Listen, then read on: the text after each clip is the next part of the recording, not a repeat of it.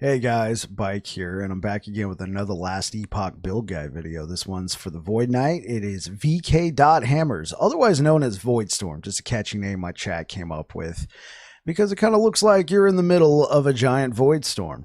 Anyway, I've pushed this build to 900 corruption, killed Aberroth, we've killed T4 Julra a bunch of times, and I feel like I've kind of reached the maximum of the build right now with the current gear. I've been playing this build for about a week.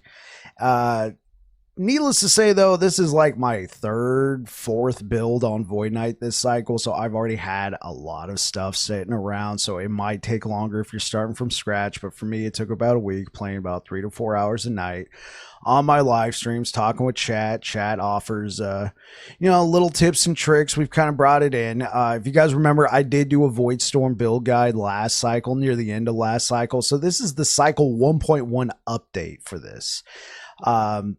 Anyway, if all you want is a planner, it's available in the description down below. Just go ahead and click on it. Thank you very much. If if you like what I do here, consider liking and possibly subscribing. But anyway, we're going to get ahead into the game. We're going to go over gameplay, gear, idols, blessings, all that good stuff. And then at the end of the video, there will be a full clip of the Aberroth kill. You know, Aberroth's still kind of that, there's people still out there trying to kill Aberroth and they're looking for ideas. So I'm going to put the full clip in this video at the end. If you guys are interested, timestamps down below. Anyway, let's jump into the game and go over what we've been cooking up. All right, guys, gameplay. So as you can see here, the build is pretty mobile. We're able to move from pack to pack, spam a bunch of hammers, throw down a void cleave, allow those abyssal echoes to cook, go around enemies, throw a couple hammers, and then just keep moving. Even if we don't kill them all, the dots will take care of that for us, and we just keep going and going. You may notice in my hotbar, I have both shield rush and lunge. The reason why is they're both unspec'd. Two of the abilities that I use in this build, Abyssal Echoes and Smite, are procced by other means. So that gives me options. You by no means have to use both Shield Rush and Lunge together. Obviously, they kind of cancel each other out. If you use one, the other one goes on cooldown. This is just to give options as you're running through the monoliths. Do you need to run for a stretch? Shield Rush. Do you need to get to the next pack rather quickly, not spend a lot of mana? Lunge. Other options would include Rebuke is a good one if you feel like you need to start tanking hits and stuff like that. But nonetheless, this is what I've settled on. Again, all of this was taken at 900 corruption, so they're pretty tanky and they hit pretty hard. But we got good defenses ourselves. Here we got Aberroth. We're kind of chunking through him. This is his final phase. It gets a little tricky. I have died a couple times here. The build is a little bit slower on the kills. It is not the best bossing build. It is a good clearing build, but even though we're clearing 900 corruption with ease, clearing big bosses like Aberroth are a little hard.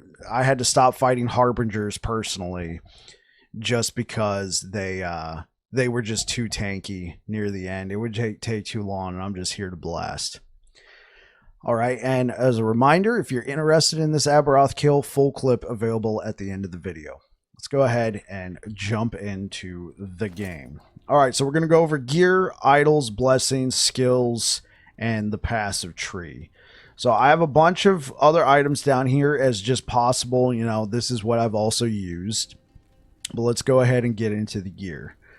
So the build that we're using right now is focusing around Aberroth's command. If you don't have Aberroth's command, and let's say you're just getting into this, let's go over to the sets. Let me just pull these out. You can kind of, as a budget way, start off with the Forgotten Knight set. They provide a lot of good buffs. They give you a chance to inflict time rot, good percentage increases in void damage and spell damage. The blade is actually really nice because you're able to gain haste for 1 second, allow you to move a little bit faster, as well as give you throw and attack speed, because that's just a generic increased attack speed buff. But I do highly recommend Aberroth's command for the build. But nonetheless, you can use these items in any combination you like. You can even just use the sword just to get started if you're maybe a little bit lower level, or you're just switching over from like maybe like a melee build and you don't have any of this stuff here. But let's go over Aberroth's command. Void Cleave is now an instant and is no longer a movement skill, so you can't spec it to be a movement skill. Void Cleave no longer has a weapon requirement, so if you guys didn't know, Void Cleave normally requires a two-handed sword or a two-handed axe to be used. So if you were going to be using Blade of the Forgotten Knight, you can't be using Void Cleave here. Throw something else in there. Throw in Devouring Orb. Just something to get going.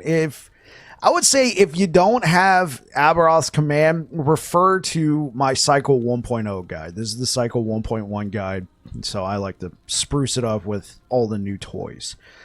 So we can now use Void Cleave. The Ravaging Aura from Void Cleave lasts an additional 12 seconds. That's huge. And it has 40% void penetration. On top of that, you get a massive amount of damage over time. Increased area, so everything's a little bit bigger, and just generic void penetration with this. So I had a 2LP. I would recommend either a T7 damage over time or T7 void damage over time, and then slam in a T5 void damage or damage over time to accompany that. Make sense? All right, cool. That's what I recommend for the build. Let's move on to the chess piece. Chess piece here, this is just as we kept pushing higher corruption, we started getting into one-shot territory. I needed to be able to survive. So, and also dots become really troublesome later on. So I threw on this Champion Regalia. It was a T7 health. I was able to add increased health and vitality. Those are your three main stats. Instead of strength, I would take something like increased void damage over time, or just generic void spell damage hybrid. If you don't want to be pushing this high of corruption like I am, and like let's say you just want to keep it around 400 or 500 corruption, maybe even 600 corruption, you can definitely go with something like this. I would highly recommend, instead of Abyssal Decay duration, I would recommend Vitality. Vitality is very important for the build. It not only gives us a ton of health, but also boosts the damage of our smites and Abyssal Echoes. So yeah. But again, this gives us a ton of armor. It's good. All right, Leonine. So this one I actually... I appreciated this one a lot. 13 vitality. That's pretty strong. Excuse me. Get that out of there. 13 vitality. I prefer T7, but it is what it is. And then second slot, I would recommend damage, void damage over time. That's a great pickup there. Gives us a lot of extra damage. I prefer health, because especially if you're stacking vitality, that necrotic resistance is not very well needed. If you're able to get a good Leonines, you could, instead of throwing on another form of health, I would highly recommend percent health. Instead of throwing on flat health, you can throw on, like, let's say armor, something like this affix over here, armor and reduced bonus damage taken from critical strikes.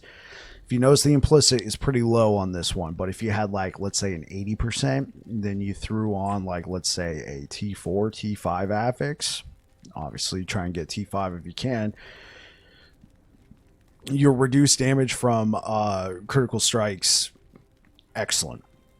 Absolutely excellent. So I would highly recommend either health or armor, or if you really need a resistance, you can throw that in there. But for right now, T7 vitality, void damage over time, increase health. There you go. You have a couple options here. I was using a Nihilist at one point. This is the new unique that has been added into the game. I have a couple of these. So this one's kind of hard to get with really good affixes, because Nihilists can actually get negative affixes. So you have to be really choosy about what you put on there. Excuse me. But it has a lot of great benefits. So let's look at the implicits: increased health, increased mana, increased movement speed. You can't get negatives there except for the movement speed, and even then it'd be negative 4%. That's fine, you can live with that, but 11% increased health is nuts on an amulet. You normally can't get percentage increased health. +1 to +2 on all skills, yes please. The mana regen on this build is important, so I would not use something like this that has 18% reduced mana regen. I would definitely not use 8% less armor. The increase to resistances, I would be looking for any sort of increase, so a negative would be out in my opinion. The current health and ward loss when you evade, I don't think it's that much of a deal because we have such strong leech on the build. That's fine. Whatever that number is, just go with it. And then the frenzy's a nice touch. You can evade and then all of a sudden, you know, machine gun those hammers out. It's a nice touch. Try and get it close to 4 seconds if you want to use this. But ultimately, I do recommend an Oracle Amulet because if you're pushing high corruption, it becomes pretty necessary. It becomes pretty necessary, but if you just want to stay lower, or if you're able to slam Nihilus with something that can really help you manage all of these negatives, then you can go with that. I just want to throw it out there. That is a possibility. On this one, I was able to get a T6 hybrid, you know, health stun avoidance. I really wanted to throw health on there, but I was in a pinch, so I threw elemental resistance on there. What I tried to do is level it up to 4 and then seal it at 4. It didn't work. I knew my chances were slim. Oh well. Throwing damage is very good for the build. We'll go over that in the skills. And then increased physical, not the worst thing, but I would prefer void damage or damage over time in that slot, or possibly mana regen. Anyway, that is the amulet. Let's go over the reigns right now. So this one was a nemesis. A sealed... Well, let's see if we can see the tiers. Hold up. A sealed T6 mana regen, something that I really use, and a T7 block chance block effectiveness hybrid. That one was hard to pass up, so I took it, and then I was able to throw in attack speed. Damage over time was already there. Health was already over there. I wasn't able to max them out, but I used this to the best of my ability. But what you could do, instead of the damage over time, if you really wanted to, you know, make your mana work, you can go with something like negative throwing attack mana costs and +3 throwing damage. That all you need is just that one. If you can just add that on there and then possibly seal it, you're off to the races, and then you can throw something else on there. It could be damage over time, whatever. But I needed the block chance and the block effectiveness. This is helping out a lot. The mana regen, that's the only reason why I used it. The mana regen was just too juicy to pass up. I was able to couple it with this belt for another 38%, so we're looking at a good amount of mana regen. We haven't stacked a lot of flat mana, so having a lot of good mana regen allows us to be able to use our abilities frequently. All right, going over the belt. This is not necessarily the best belt. The base is good. Praetorian belt is good, and then we were able to get a T6 increased health. I needed mana regen. Here's what I was using before. Right, void damage, cleanse is huge, percent health, hybrid health, and then I was able to seal a mana regen at like tier 2. I needed more mana regen. That's why I started using this. Plus the base is really good. Praetorian's really good. If we look at that, here's our armor.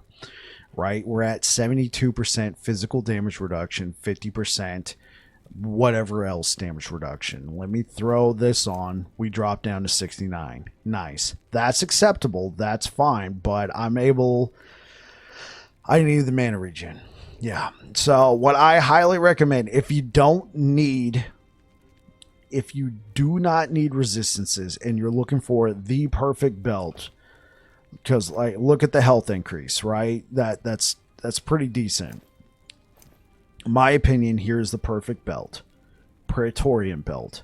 Tier 5 throwing damage, tier 5 mana regen. Now, if you can get your mana to a good spot, then you can take off the mana regen and throw on void damage. Something like that. But T5 throwing damage, T5 mana regen, or void damage if your mana's in a good spot. T7 hybrid health or T7 percent health. And then some sort of just the other one at T5, right? And then seal, cleanse. Cleanse is super important. Oh my gosh. If you're pushing high corruption, cleanse is very important. At this point, would not use, like, even with our massive amount of health leech, those dots do build up. Highly, highly recommend cleanse. And for our last rain here, we have a Siphon of Anguish. We're able to throw a T7 throwing damage minus throwing attack mana cost, 21% increased throwing attack speed and health. The main reason why we use Siphon of Anguish, it gives us a little extra leech, 1.4 void damage leech, a little bit of leech rate, movement speed is nice, but this is also our only way to apply Doom. Doom is an ailment that can stack up to 4 times its base damage is 400 void damage. It is a great way. You know, a lot of successful ailment builds stack multiple different kinds of ailment, and they try and raise the damage of all those different ailments. So on this build, we're using Time Rot, we're using Doom, and we're using Future Strike, and then the Void Hammers are count as damage over time as well. So we have technically 4 dots, but the dots from the Void Hammers go away when the hammers are gone, right? So when those go away. So I'm trying to find any ailment that I could stack on here, and this is the only way I can proc Doom at the moment. So bam. That's why we use Siphon of Anguish. Plus it's a gold ring. We get some elemental resistance out of it. It's fine. Okay, Atrophy. This is a personal favorite of mine. It gives us increased time rot duration. Trying to find increases of time rot duration they're okay. We got stuff like these idols. We'll go over that in a little bit. We got these gloves, and then we got the passive tree. As far as I'm aware of, that's the only way to get time rot duration. So this can go all the way up to 40%. Unfortunately, I got kind of bunked on this one. This is the only 2 LP atrophy I found, and I got super, super lucky by getting both throwing damage and throwing attack speed on here. Really like this one a lot. Another reason why we like it a lot, the slow duration's really good. Chance to slow on hit, again, not too bad. Chance to slow attackers, who cares about that? And then 23% penetration against all resistances for damage over time. So all of our damage over time, damage, an extra 23% penetration goes really well with this. See what I'm saying? I mean, I guess if you want even more penetration, instead of like, let's say this physical damage or void damage, you can throw void penetration on your amulet as well. You're going to have a ton of penetration for all of your void damage. All right, let's go over to our belts. Mercurial Citadel Boots of the Giant. This goes hand in hand with Leonine's helmet, so we do not take any bonus damage from critical strikes. Also, this is a T6 movement speed. Vitality, it's very important. Hybrid health, I was able to seal a tier 1 flat health for just a little bit more health. And then armor. I couldn't get rid of that armor, but it's okay. So with this right here, we're at 67% reduced bonus damage taken along with Leonine's. There you go. If you are good on movement speed, I would recommend a T7 Vitality, but movement speed, in my opinion, is important. We do have a good amount of movement speed if you're going for the double unspec'd movement abilities right here, just to give you options. Still, it feels pretty nice. Plus, this is a movement speed ring, and if you were using this belt, that's a movement speed belt, so on and so forth. Anchor of Oblivion. This I have gotten questions about. Why have all of my Void Knight builds this cycle use Anchor of Oblivion? I'm gonna say it. I'm gonna say it now, because I'm lazy, and it's just too good. All right, I was able to slam this with the T7 health. I mean, look at this. It goes all the way up to 14 strength, right? I believe that range is a T6 range that you get for free. Endurance, that's like equal to a T8. We've checked this out on the endurance. A T7 endurance on a relic goes up to 35%. 40% is equal to a tier 8 affix if tier 8 affixes existed. This automatically caps your endurance for you. You don't have to put it anywhere on your gear. This is such a great item. The strength is amazing. It gives us more armor. The implicit gives us more armor. The void damage, if you get up to 100%, that's roughly around a very low T7. Where it's at right now, this is like a T5. But if you got up close, if you got anywhere from 90 to 100%, that's like a free T6, T7 void damage affix that you get for free on your Anchor of Oblivion. And the one slight negative to this is when you get hit and you fall below your endurance threshold, you release a wave of void energy, which in my opinion, I don't think I've ever killed anything with that, because anything that can reduce me below my endurance threshold is probably pretty large. So when that happens, you release a wave of void energy, which does some damage. You know, whoop-de-doo. I think you can look at it. Oblivion wave. There you go. 4-second cooldown. It scales with void, spell, and vitality. Awesome. I would not rely on this for damage at all. I mean, it's cool. It's a little extra. There you go. What really happens here, though, is you get 3 stacks of slow. It's kind of like a kiss curse. Like, oh, okay, cool. Wave! You do damage. Now you got 3 stacks of slow on you. Cleanse really helps, because sometimes that slow puts you in a bad area. And then last but not least, I do consider Bulwark of the Last Abyss best in slot here. Unfortunately, I did not get one with 18%, with 19 or 20% block chance. That's why I needed to be block chance capped. I'm at 97% block chance, even with this ring. Even with this ring, even with the blessing that gives you 8%, I am still under 100% block chance. But nonetheless, I do consider this best in slot, but this can be kind of hard to get. And then just slam it with a T7 block chance. I had to slam several of these.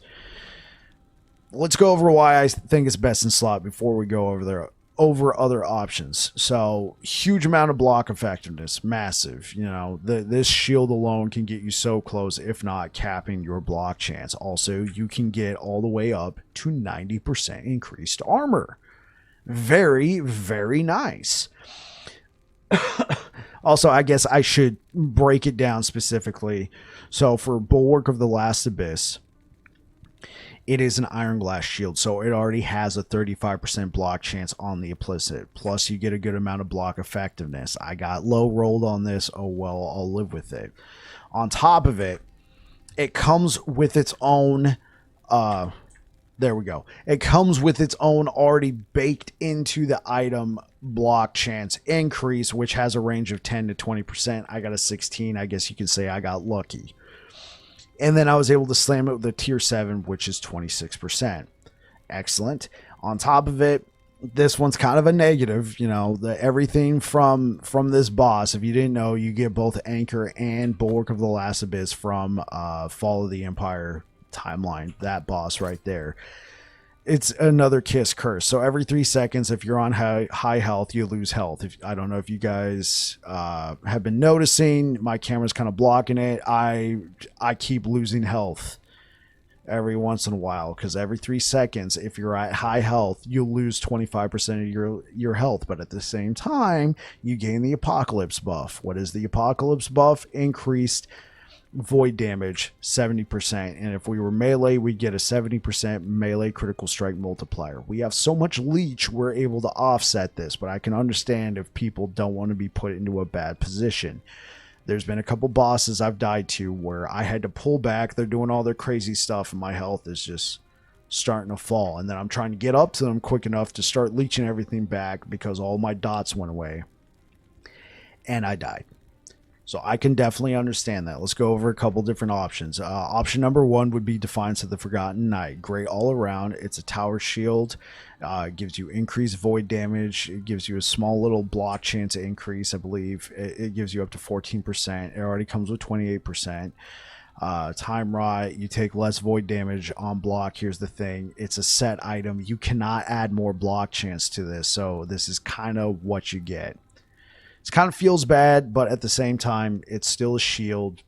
And especially if you're playing Circle of Fortune like I am, you've probably already found a frick ton of these through Circle of Fortune. Next one would be Grim Constitution. This one is a new shield in the game, and it's a world drop. I found several of these with 2 LP. It can be pretty easy to get block chance on there. I was able to get a T7 block chance and armor. Let's look at what it does. When you're not in combat, you gain a huge amount of ward based off of your current life, right? 141% of max health gained as ward decay threshold. 42% of max health gained as ward per second. You also gain life and block chance, and on top of it, it's a kite shield, so it comes with a frick ton of block chance, of block effectiveness. So with this shield in my current setup, I'm at 71 block chance. The thing is, the ward gets burned off pretty quick. In monoliths, it's pretty respectable. It's fine. In monoliths, it's good. Just running through pack to pack, you can even pull off. In boss fight, you can even pull off, let it regenerate. Because if you didn't know, when you're fighting through the enemies and you're in combat, you cannot gain ward. But when you pull away from combat and you haven't taken any damage, or you haven't dealt any damage for 4 seconds, you start getting it back. If you guys ever played Halo, think of this as a Halo shield. Right? You know, your little shield, you're like fighting people, pew, pew, pew, pew. You take a couple hits, you duck behind something, you wait a couple seconds, it regenerates. This is the same exact thing, except in last Epoch terms. This is a great shield. Highly recommend. I used this for a while. The thing is, I got to the point where I wanted to have as much block effectiveness as possible, because if you can block a hit, that's a huge amount of damage reduction, and us Sentinels, we don't have a lot of choices there. So that's why I use Bulwark of the Last Abyss. Plus, it gives us some, pretty good armor options. As you can see, my armor has fallen down significantly. We're still at 68%, but our armor is now at 5,799. Put it back on, bam, we're at almost 7,000. So even with this flat armor increase, it cannot compete with Bulwark's huge 70% increase armor increase. Nonetheless, Grim Constitution, this one I would highly recommend. Try and get yourself one, slam it with any sort of block chance, and use it for a while. It might even be your forever shield. Who knows? All right, moving on. Cradle of the Erase would be my next choice. So this one's kind of cool. It does give you a huge amount of block chance. If you didn't see Golden Aegis right here, it stacks up to 4 times. On this item right here, you gain 9% block chance per stack of Golden Aegis, or Aegis, however you want to say it. So 9 times 4, that is 36%. I did that right. Okay, somebody in the comments is going to roast me if I did my math wrong. So that's 36% block chance, and then I got lucky with this one being a Weaver's Will item. I was able to get a T7 block chance. It wasn't max, it was low, but at 21% block chance, my block chance right now with my current setup is 93%. On top of it, if you're overcapped in your resistances, you gain additional block effectiveness. The thing is, with this item, as you're taking hits, your block chance goes down because you lose a stack. You gain a stack every second. Every time you block a hit, you lose a stack. So if you're fighting a big pack of enemies and they hit you all at once, all of a sudden your block chance falls and you start taking more damage because you're not blocking, which means you're not reducing that damage, which means ouch. Right? So against bosses, this one's not as bad, but against huge packs of enemies like monoliths, I found it a little underwhelming. Nonetheless, this is probably one of the most budget shields you can get right off the rip. And then if you're lucky like me, you can get yourself a T7 block chance, or maybe even a little block effectiveness or health or whatever you're looking for. Nonetheless, Cradle of the Erase, great choice.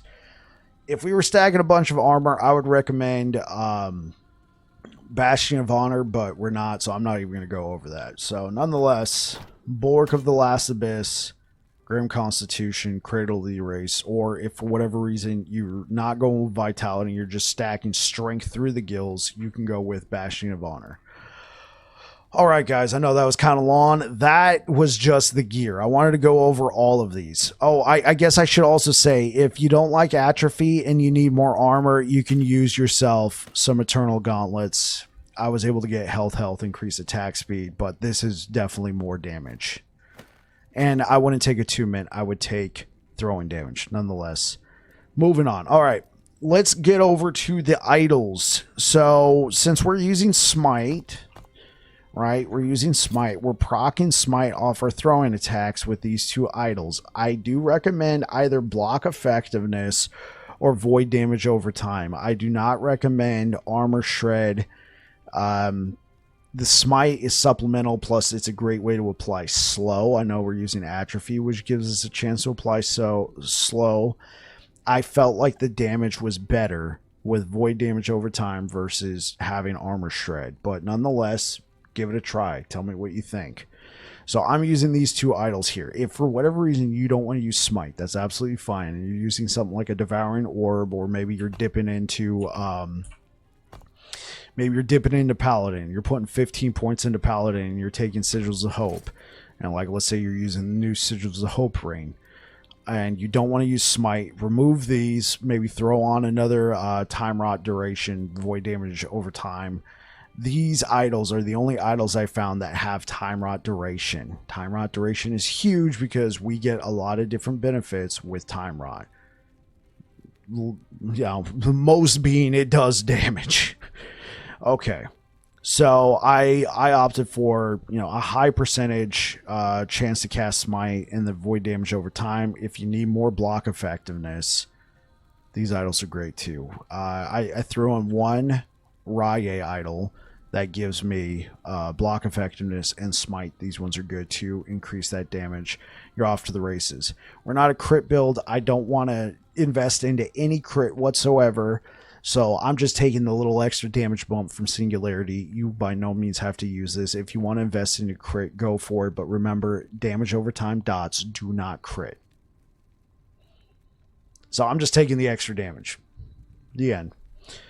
I just needed these to cap my resistances, and then I was able to throw on a nice little health idol here. Again, I mean, if you don't need resistances, if you're good on health, you can throw on like another one of these. Right, that is the idols. Let's go over the blessings, and I'm going to actually go over here. See, 900 corruption. We're going to make this one quick. Follow the outcast, take whatever you want. I need a gold. That's the gold blessing. You can take either unique drop rate or experience or gold or whatever you're looking for. Personal choice. I was looking for better boots. I took boots. I was looking for two-handed axes for a previous build, and I just haven't changed it. Two-handed axes. Prefix shard drop rate. Again, this is whatever you're using to boost your find rate. Take whatever you want. And same for last ruin. Class specific shard drop rate. That's what I took. Bam, there you go. Now let's get into the juicy stuff, right? The stuff that actually gives you character power. You have a couple different choices here. You could take health, you could take void resistance. I highly recommend shred void resistance on hit. I was able to get a max 50% roll. Life is good. Grand Bastion of Divinity. If you do not need lightning resistance, you could take mana or the health regen affix. I needed lightning resistance. That's what we went with here. Reign of Dragons. I got a 20% all res. If you want the classic critical strike avoidance route, you can take the critical strike avoidance affix here, and then there you go. I would recommend all res though. Spirits of Fire. I took the armor. This does go up to 320%, 320, so I should go back and look for it, but nonetheless, armor is good. You can also, if you're not using Anchor of Oblivion, you can pick up some endurance here, chance to apply frailty, which we don't have on the build, so you could also take that if you feel like you're good enough on armor.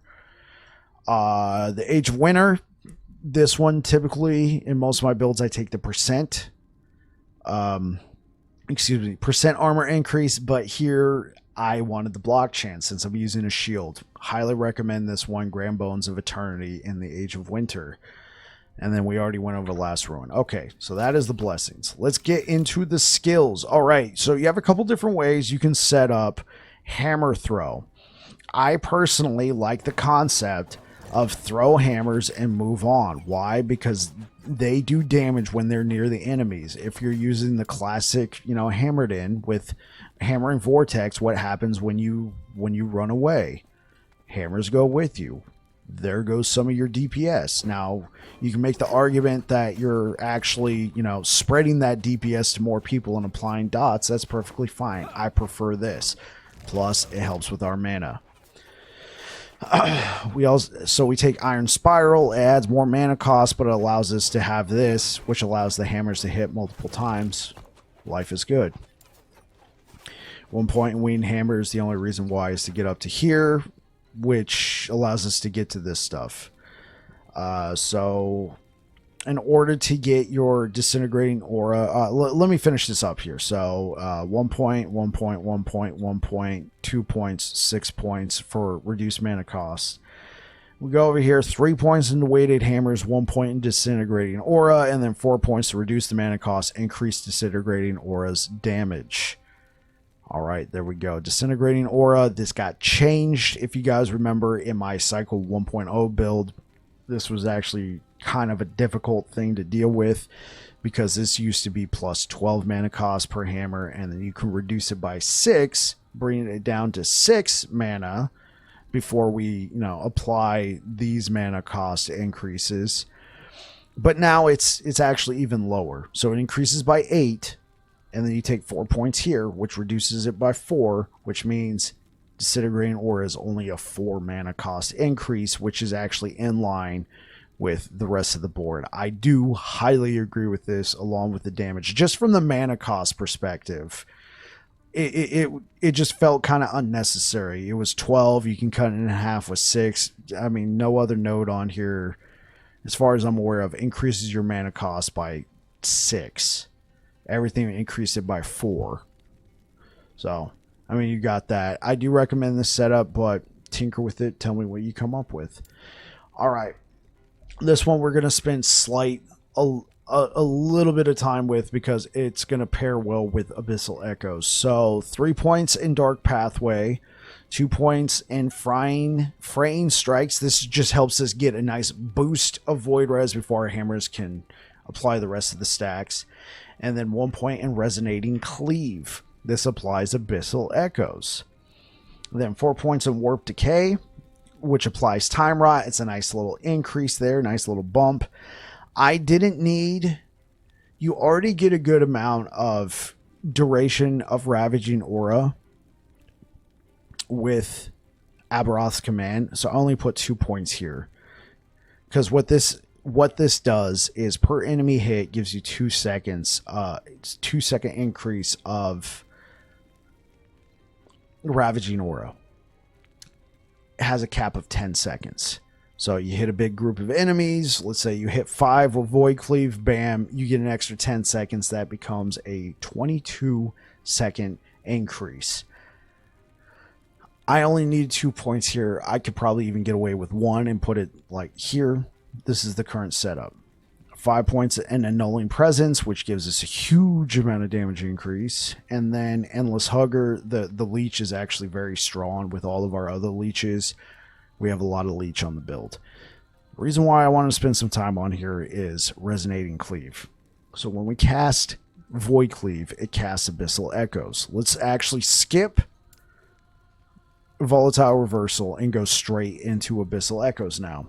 This is the one I get a lot of questions on. And I don't blame you guys. I don't blame you guys at all. Sorry, I moved my mic. Because the text states directly using Abyssal Echoes. Directly using Abyssal Echoes grants you nether coating for 5 seconds. Okay. We're not directly using it. Why do you take this node? It's been like this way since beta, guys. We got nether coating.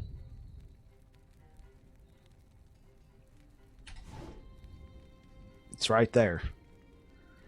I don't know why It's been like this way since beta and cycle 1 and cycle 1.1. The text is wrong.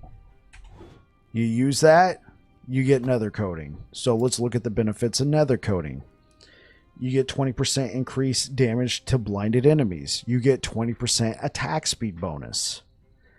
And on top of it, if you take 3 points in Abyssal Tendrils, you get a 45% chance to proc Time Rot during nether coating, during how long nether coating lasts. Nether coating lasts 5 seconds. That's 5 seconds to apply Time Rot. We don't have too many sources to apply Time Rot. This is our biggest source to apply it. This is why I like taking Time Rot duration, because we have that 5 second window to apply all 12 stacks, and then I want it to stay there as long as possible. So 4 points in Embrace the Darkness to get nether coating gives us 20% attack speed bonus, and then 20% increased damage to blinded enemies. You take 1 point in Myopia, bam, Abyssal Decay, which is what is applied by Abyssal Echoes, blinds enemies. If you wanted to, and assuming you're good enough, I don't know if I am, you can actually, going back to the gear, you don't have to take a Leonine's or even a Citadel, because blind got changed. When you blind an enemy, they can't crit you. If you can hit an enemy with Abyssal Echoes fast enough, they're blind and they can't crit you. But I mean, that's a whole little rabbit hole you guys can go down. I'm not going to do that. I took that in case I got shot. Okay, I took 3 seconds in Abyssal Decay duration because here's why. Abyssal Echoes has a nice little shtick. If you guys remember from last cycle, I was taking Crumbling. That's cool. Because what that does is Abyssal Decay no longer gets consumed when hit. We're about to cover that. And then while they have Abyssal Decay, they take up to 24% increased damage over time during the full duration of Abyssal Decay. That's all well and good. We're not using that this time. Here's what we're doing. When Abyssal Echoes hits an enemy, they get hit with Abyssal Decay. And then when you hit that enemy, you deal all that damage all at once. So it scales with your void, your spell, and your damage over time, but this is kind of a way to quickly activate all that damage at once. If that's something you don't care about, you can go for even more damage here with Crumbling.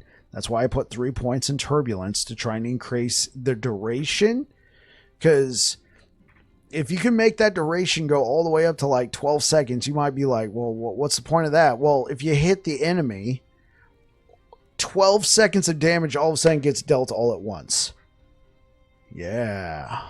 And then I take 4 points in Deep Expanse and 4 points in Corrupting Harness because I like this thing to spread. Spread it like butter. But if you don't care about that, go damage, go take whatever you want. Anyway, I love Abyssal Echoes. That's why I use it with Void Cleave. It allows me to proc it when I cast Void Cleave, which gives me options here. All right, let's go over Volatile Reversal.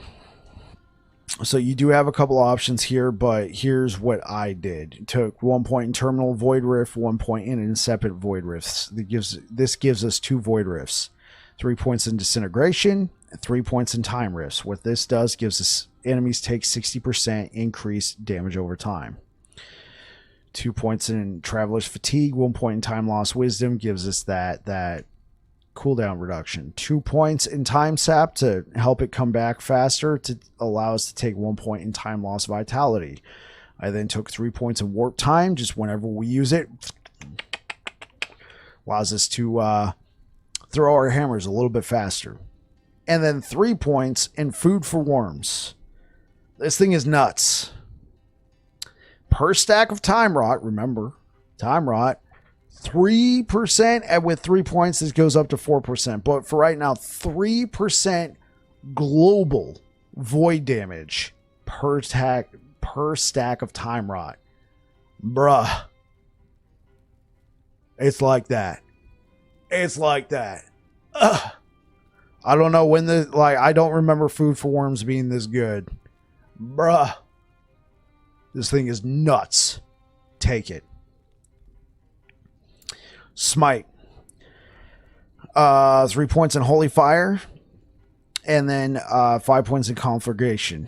Nobody's going to get ignited with this. The reason why, we'll go over this in the passive tree, but Ignite from all sources, or Ignite in the Smite tree gets converted to slow. So enemies that are slowed take 100% more damage. 2 points in Blinding Flash. This gives us a 20% blind chance, and we deal 20% more hit damage against blinded enemies. Remember, we're also blinding with this. 5 points in Sacrifice for a 250% more damage increase. But hey, we're spending health on that. Psych. We're not spending any health on that. That is the Smite setup.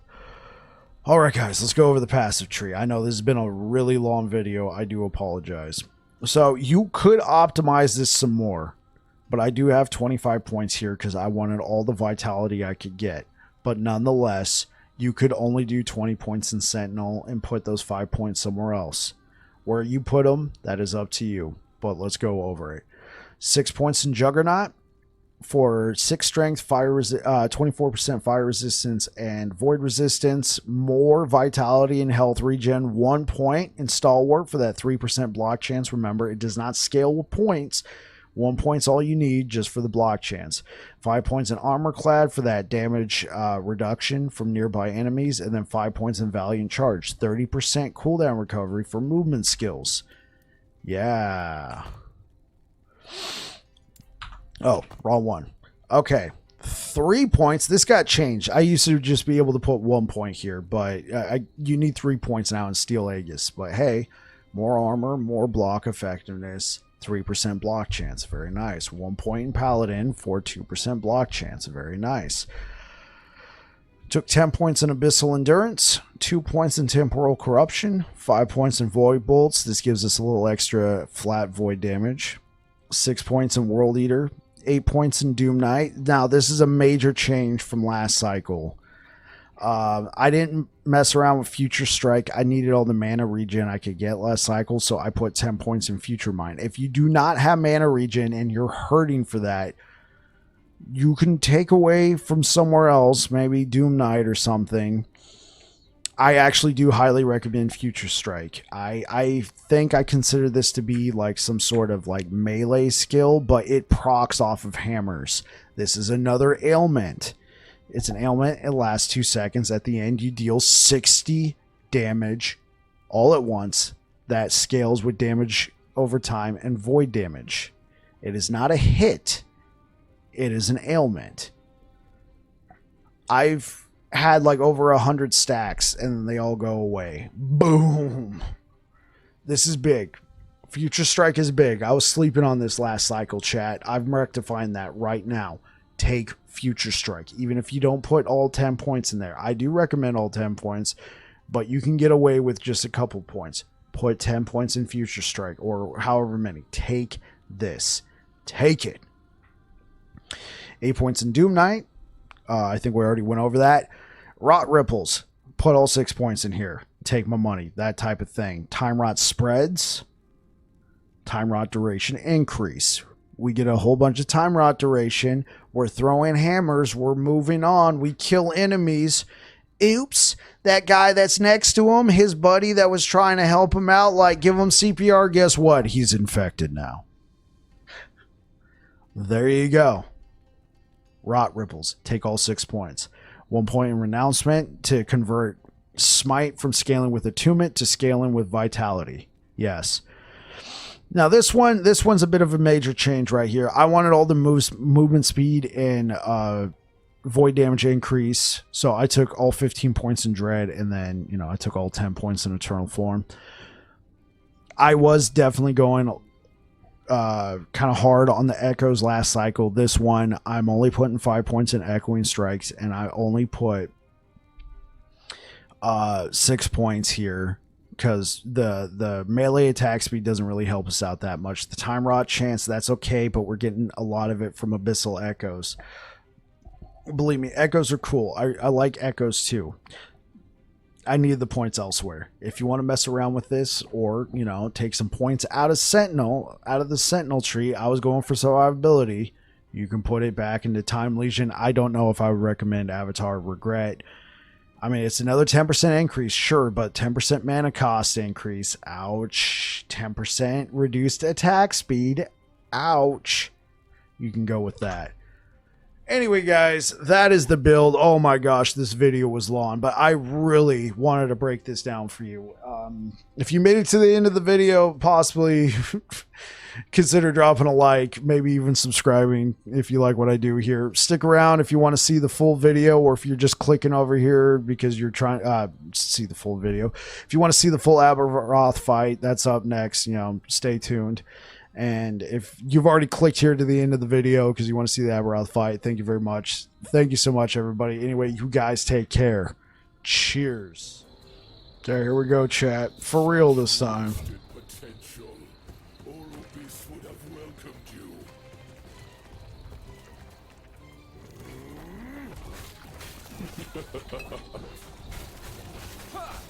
You fight for nothing. Run away!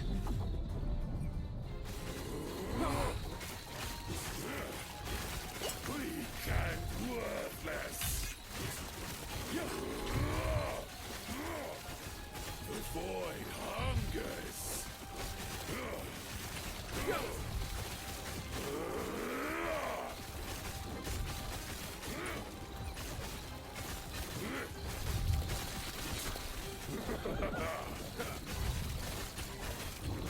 You fight for nothing.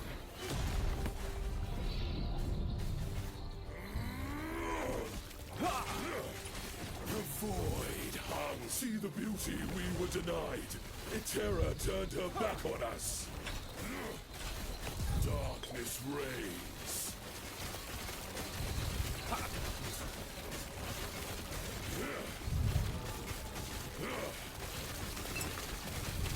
Weak and worthless.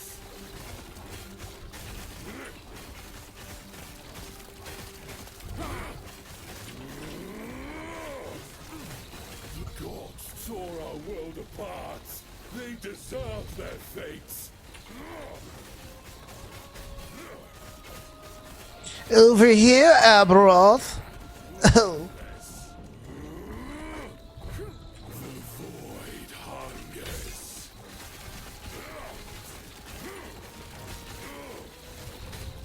Weak and worthless.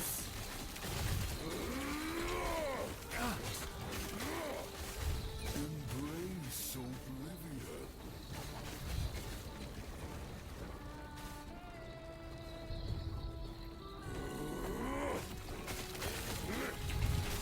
Weak and worthless.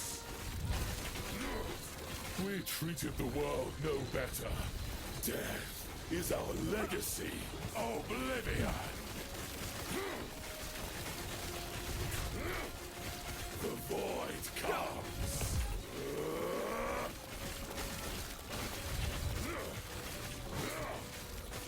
Die.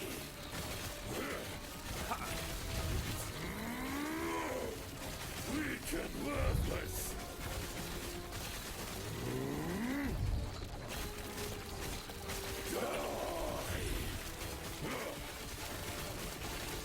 The world called to Orbis.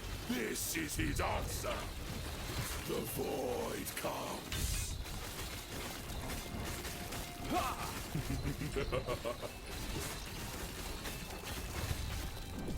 You fight for nothing. The void hungers.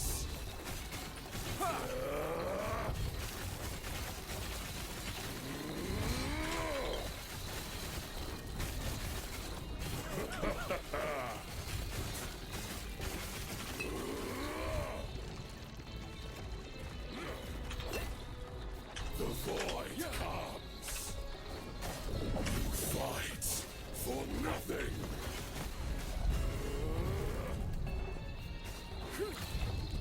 Hope will not save you.